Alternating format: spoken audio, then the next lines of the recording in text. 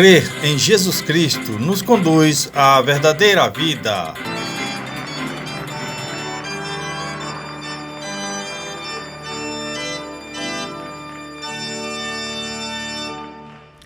Nel nome del Padre, del Figlio e dello Spirito Santo. La pace sia con voi. Na audiência geral desta quarta-feira, 11 de agosto, o Papa Francisco continua sua catequese sobre a Carta aos Gálatas. Mas antes, peço a você que deixe sua curtida e seu comentário e inscreva-se no canal e ative o sininho para receber as notificações dos próximos vídeos. E agora vamos ao resumo da audiência geral com o Papa Francisco. Fratelli e sorelle, buongiorno. Na audiência geral desta quarta-feira, o Papa Francisco continuou suas catequeses sobre a Carta aos Gálatas, com o tema de hoje, Por que então a lei?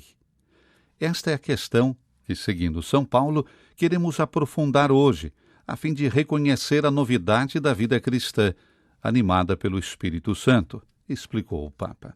Quando Paolo parla della legge, fa riferimento normalmente alla legge mosaica, alla legge di Mosè. Quando Paulo fala da lei, refere-se normalmente à lei mosaica, à lei de Moisés, aos 10 mandamentos.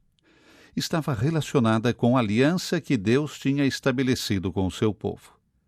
A lei, segundo vários textos do Antigo Testamento, é a coleção de todas as prescrições e regras que os israelitas devem observar em virtude da aliança com Deus. A observância da lei garantiu ao povo os benefícios da aliança e o vínculo especial com Deus. A ligação entre aliança e lei era tão estreita que as duas realidades eram inseparáveis. A lei é a expressão que uma pessoa, um povo, está em aliança com Deus. Por isso, observa Francisco, é fácil compreender como os missionários que se tinham infiltrado entre os Gálatas tiveram uma boa oportunidade de reivindicar que a adesão à aliança também implicava a observância da lei de Moisés. E o Papa explica que assim chegamos ao foco da questão. É precisamente sobre esse ponto que podemos descobrir a inteligência espiritual de São Paulo e as grandes intuições que ele expressou, sustentado pela graça que recebeu para sua missão evangelizadora.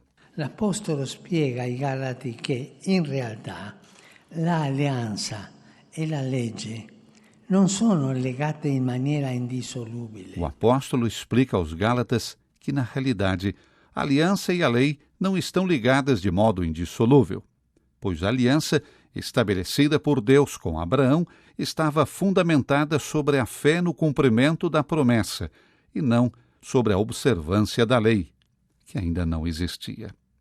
Pois, se a herança se obtivesse pela lei, já não proviria da promessa. Dessa forma, Paulo alcançou um primeiro objetivo. A lei não é a base da aliança, porque veio mais tarde. Dito isso, não se deve pensar que São Paulo era contra a lei mosaica. Várias vezes nas suas cartas defende a sua origem divina e afirma que desempenha um papel muito específico na história da salvação, esclarece o Papa. La legge però non dà la vita, non offre il compimento della promessa. No entanto, a lei não dá vida, não oferece o cumprimento da promessa, pois não está em condições de a poder cumprir. Aqueles que procuram a vida precisam olhar para a promessa e para a sua realização em Cristo. Por fim, Francisco concluiu. Carissimi, questa prima esposizione dell'Apostolo ai Galati presenta la radicale novità della vita cristiana. Caríssimos, essa primeira exposição do apóstolo aos Gálatas apresenta a novidade radical da vida cristã. Todos aqueles que têm fé em Jesus Cristo são chamados a viver no Espírito Santo, que liberta da lei e, ao mesmo tempo, a leva a cumprimento, segundo o mandamento do amor. Questo è molto importante. La legge ci porta a Gesù.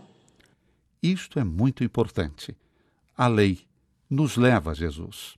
Mas alguns de vocês podem me dizer, mas padre, uma coisa, isso significa que, se eu rezar o credo, não tenho que cumprir os mandamentos? Não. Os mandamentos são atuais no sentido de que são pedagogos, que levam você ao encontro com Jesus. Mas se você deixar de lado o encontro com Jesus e quiser dar maior importância aos mandamentos, esse foi o problema desses missionários fundamentalistas, que se intrometiam entre os Gálatas para desorientá-los. Que o Senhor nos ajude a ir adiante no caminho dos mandamentos, mas olhando o amor de Cristo com o encontro com Cristo, sabendo que o encontro com Jesus é mais importante do que todos os mandamentos. Guardando l'amore a Cristo con l'incontro di Cristo, sapendo che l'incontro con Gesù è più importante che tutti i comandamenti. Grazie. Dor do Papa pelo assassinato de sacerdote na França. Ao saudar os peregrinos de língua francesa na audiência geral, o Papa Francisco expressou sua dor pelo assassinato do sacerdote monfortino francês, padre Olivier Marie. Con molto dolore ho appreso l'omicidio di padre Olivier Marie. Rivolgo le mie condoglianze alla comunità religiosa dei Monfortiani a Saint-Laurent-sur-Sèvre. Com grande dor, soube do homicídio do padre Olivier Marie. Dirijo minhas condolências à comunidade religiosa dos Monfortinos de Saint-Laurent-sur-Sèvre, em Vendée, à sua família e a todos os católicos da França. Asseguro a vocês a minha participação e proximidade espiritual. A todos, a minha bênção. Padre Olivier, superior provincial dos Monfortinos, foi assassinado na segunda-feira em circunstâncias ainda a serem esclarecidas por um jovem ruandês, responsável pelo incêndio na Catedral de Nantes, em 2020. Enquanto aguardava o julgamento marcado para 2022, o ruandês, com problemas psiquiátricos, foi acolhido na comunidade religiosa da qual Padre Olivier fazia parte.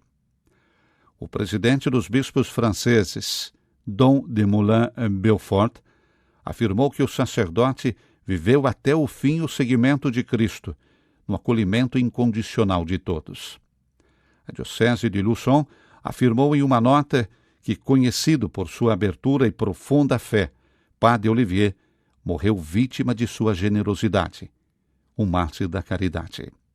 O bispo da mesma diocese, Dom François Jacquelin, recordou que o sacerdote foi um homem que dedicou a sua vida ao serviço de Deus, ao serviço de todos. A sua morte é uma tragédia, mas ao mesmo tempo, na fé, tem um sentido. O próprio Cristo. Se a semente não morre, permanece só, mas se morre, dá muito fruto. Esse é o pensamento que me ocorre, disse ele, quando me lembro da vida do padre Olivier, que se entregou aos outros. 5 anos se passaram desde o brutal assassinato do padre Jacques Hamel, morto em Rouen, enquanto celebrava a missa por 2 extremistas que haviam jurado lealdade ao autoproclamado Estado Islâmico. Exemplo de Santa Clara nos ensina a responder ao chamado do Senhor.